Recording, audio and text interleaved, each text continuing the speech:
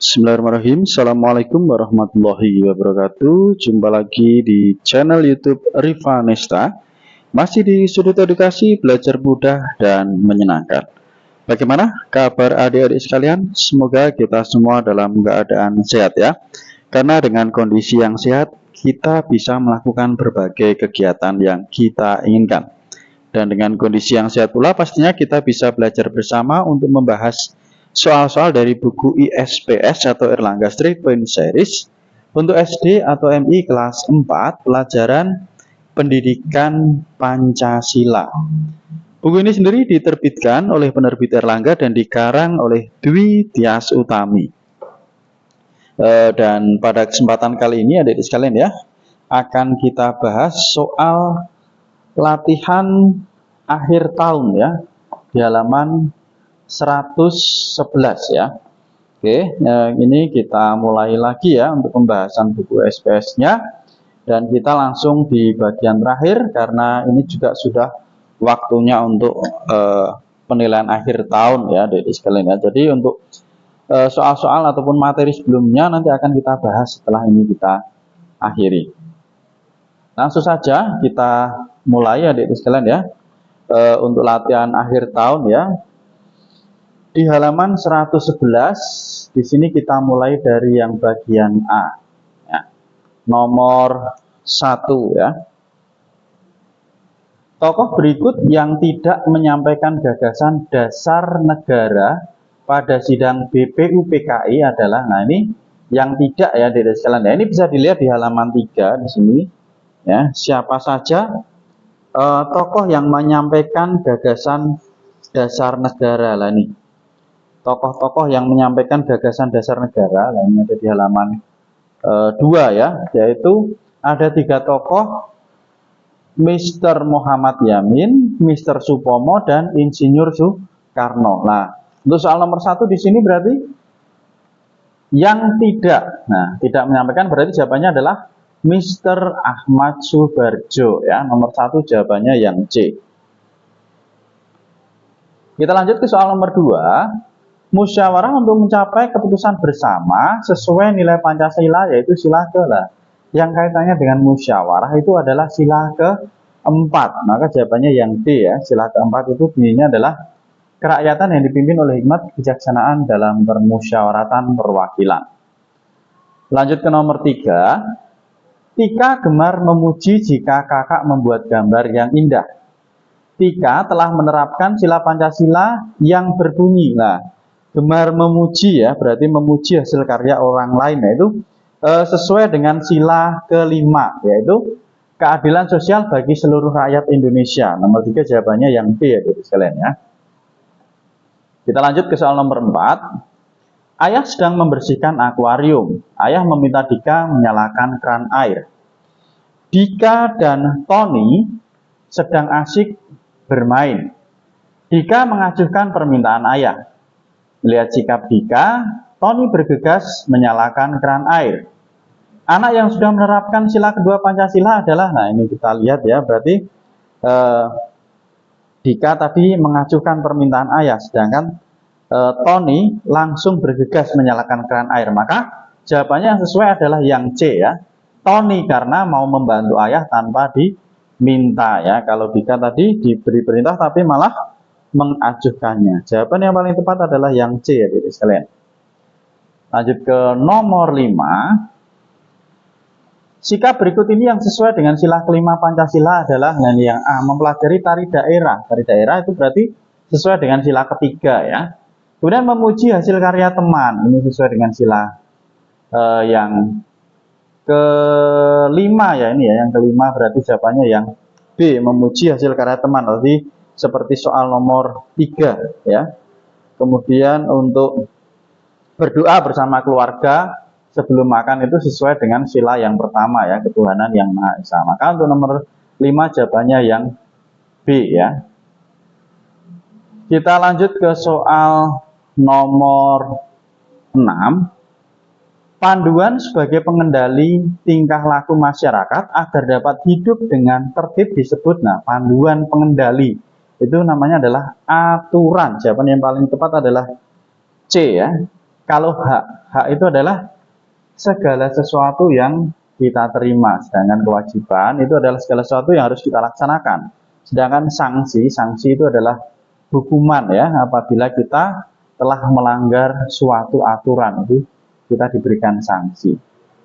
Kita lanjut ke soal berikutnya, nomor 7. Perhatikan gambar berikut. Ini ada seorang anak yang membuang sampahnya itu di bawah tempat tidur atau di kolong ya. Aku buang saja sampahnya di sini. Akibat tindakan pada gambar adalah akibatnya kira-kira menjadi apa kalau sampahnya dibuang di bawah tempat tidur? Nah, kamar akan menjadi bau dan kotor. Jawabannya yang D untuk nomor 7. Lanjut ke nomor 8. Berikut ini yang merupakan aturan di sekolah ya, di sekolah. Nih, kamar, membersihkan kamar secara rutin itu berarti di rumah, memakai seragam sesuai jadwal ini di sekolah ya. Kemudian kalau yang C, meminta izin kepada ibu sebelum bermain, ini berarti di rumah. Mengetuk pintu sebelum masuk ke rumah tetangga, ini juga di rumah atau di rumah sekitar rumah ya. Maka jawaban yang paling tepat adalah yang A. Lanjut ke soal nomor 9. Melanggar aturan akan membuatmu memperoleh, nah kalau kita melanggar berarti akan mendapatkan hukuman atau sanksi. Nomor 9 jawabannya yang B. Lanjut ke soal nomor 10. Kamu dan temanmu melewati rumah tetangga. Di halaman depan rumah tetangga ada bunga yang sedang mekar. Temanmu ingin memetik bunga tersebut. Sikapmu sebaiknya lah kalau ada teman mau memetik bunga punya tetangga, itu kita sebagai teman harus apa? Ya, jawaban yang paling tepat adalah yang C ya. Menasihati teman agar tidak memetik bunga tersebut. Lanjut ke nomor 11. Kelompok masyarakat yang memiliki kesamaan ciri fisik, bahasa, dan adat istiadat disebut. Nah, jawabannya adalah suku bangsa. Suku bangsa itu adalah kelompok masyarakat yang memiliki kesamaan, yaitu ciri fisik, bahasa maupun adat istiadat. Misalnya ada suku Jawa, suku Sunda, lah itu biasanya ciri fisik, bahasa, dan adat istiadatnya sama ya setiap suku. Lanjut ke soal nomor 12.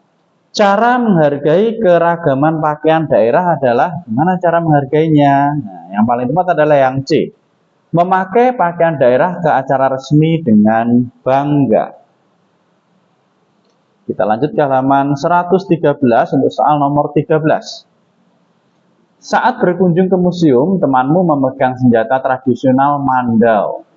Di museum itu terdapat larangan memegang benda-benda sejarah. Tindakanmu sebaiknya ya, kalau di museum biasanya kita dilarang ya untuk memegang, paling kita bisa hanya mengamati saja. Ya, karena kalau sering dipegang nanti bisa rusak. Nah, tuh. Kira-kira kalau ada teman kita yang memegang benda sejarah padahal tidak diperbolehkan, jawabannya itu memberitahu teman agar tidak memegang mandau ya. Mandau itu senjata tradisional ya. Selanjutnya nomor 14, tanggamu mengadakan acara sisingaan untuk anaknya yang dihitan. Di depan rumahmu banyak orang yang menonton upacara itu. Sikapmu sebaiknya, jawabannya yang A ya. Ikut menyaksikan acara dengan rasa bangga. Lanjut ke soal nomor 15. Saat berlibur di desa, nenek menceritakan budaya daerahnya menggunakan bahasa daerah. Kamu hanya dapat memahami sebagian cerita. Tindakan nenek sebaiknya lah, kalau menggunakan bahasa daerah, ya padahal kita belum tahu lah. Sebaiknya gimana nenek melakukannya? Dengan menggunakan bahasa Indonesia agar dapat dipahami ya. Jawabannya yang C. Lanjut ke nomor 16. Awal terbentuknya Negara Kesatuan Republik Indonesia ditandai dengan peristiwa proklamasi ya. Jadi terbentuknya Negara Kesatuan Republik Indonesia atau NKRI itu ditandai dengan peristiwa proklamasi ya. Jawabannya yang A ya, tanggal 17 Agustus tahun 1945. Perhatikan gambar berikut. Nah, ini ada seorang ibu yang sedang menyapu, kemudian ada seorang anak ya, anak perempuan yang sedang mau lewat, kemudian mengucapkan permisi ya Bu. Nah, itu. Oke, kita lihat pertanyaannya di sini. Ya. Sikap yang dapat kita tiru dari sikap anak pada gambar adalah yaitu yang D ya, ramah kepada tetangga. Lanjut ke nomor 18, daerah tempat tinggalmu sering mengalami banjir saat musim hujan. Ketua RT mengajak warga untuk melaksanakan kerja bakti. Manfaat kerja bakti adalah, karena sering banjir, dia laksanakan kerja bakti. Tentunya supaya apa? Supaya mencegah banjir yang A. Lanjut ke nomor 19. Kamu dan tetangga berbeda suku bangsa. Tetanggamu memberikan makanan daerahnya kepadamu. Kamu kurang menyukainya, sikapmu sebaiknya apa? Walaupun kita kurang menyukai ya, kalau diberikan oleh tetangga sebaiknya kita menghargai terlebih dahulu ya. Maka jawaban yang paling tepat adalah yang C, menerima makanan dengan ramah walaupun kita kurang suka ya. Itu adalah salah satu aturan kita bertetangga. Nomor 20, teman sebelahmu tidak masuk sekolah karena sakit. Saat masuk sekolah, ia tertinggal banyak pelajaran. Tindakanmu sebaiknya D ya, meminjamkan buku catatan kepada teman agar dapat mengikuti pelajaran. Ini adalah jawaban yang paling tepat di antara A, B, C, dan juga D. Nomor 21, melakukan pekerjaan bersama untuk mencapai tujuan bersama disebutlah. Ini jawabannya adalah gotong royong ya. Ini ada di materi ya, di istilahnya. Gotong royong itu adalah melakukan pekerjaan bersama untuk mencapai tujuan bersama. Jawabannya yang A. Lanjut ke nomor 22, berikut ini yang termasuk kegiatan gotong royong adalah, ini yang termasuk kegiatan gotong royong. Kita lihat, Mita mengerjakan PR sebelum bermain, ini berarti sendiri. Warga bekerja bakti membersihkan lingkungan. Dina membuang sampah minuman ke tempat sampah. Bayu menolong seorang pedagang buah yang jatuh. Gotong royong itu berarti dikerjakan bersama-sama ya, lebih dari 2 orang. Jawaban yang paling tepat adalah yang B. Warga bekerja bakti membersihkan lingkungan. Ini adalah salah satu contoh bentuk gotong royong ya, bersama-sama. Nomor 23, ini ada gambar ya, sedang kerja bakti ini. Berikut ini yang bukan manfaat dari kegiatan di atas adalah, kalau kerja bakti di lingkungan, rumah lebih asri dan sejuk, ya betul. Keluarga lebih nyaman tinggal di rumah, ya, antara anggota keluarga akan semakin menyayangi, ya, ini di lingkungan keluarga ya berarti ya. Oke, maka jawaban yang paling tepat ya, yang bukan manfaat dari kegiatan di atas adalah kakak dan adik semakin sering bertengkar ya. Tidak mungkin kalau kita sering bersama-sama bergotong royong, kita menjadi lebih akrab dengan saudara kita, maka tidak akan terjadi pertengkaran. Nomor 24. Berikut ini yang merupakan contoh kegiatan gotong royong di lingkungan masyarakat adalah contoh gotong royong di lingkungan masyarakat. Di sini jawabannya yang D ya, yang di lingkungan masyarakat, menghiasi lapangan desa untuk perayaan hari ulang tahun kemerdekaan Indonesia. Kalau yang A itu di kelas, yang B itu di lingkungan rumah, yang C itu tugas kelompok ya, berarti di kelas juga atau di sekolah ya. Lanjut ke soal terakhir ya, nomor 25. Budaya gotong royong banyak digunakan dalam berbagai tradisi. Manfaat mempertahankan budaya tersebut adalah manfaatnya yang D ya, persatuan dan kesatuan bangsa akan tetap terjaga. Jadi adik-adik sekalian ya, pembahasan soal latihan akhir tahun ya dari buku SPS Pendidikan Pancasila ya, kelas 4. Semoga bermanfaat ya. Untuk yang bagian B nanti akan kita bahas di video berikutnya. Terima kasih sudah belajar bersama.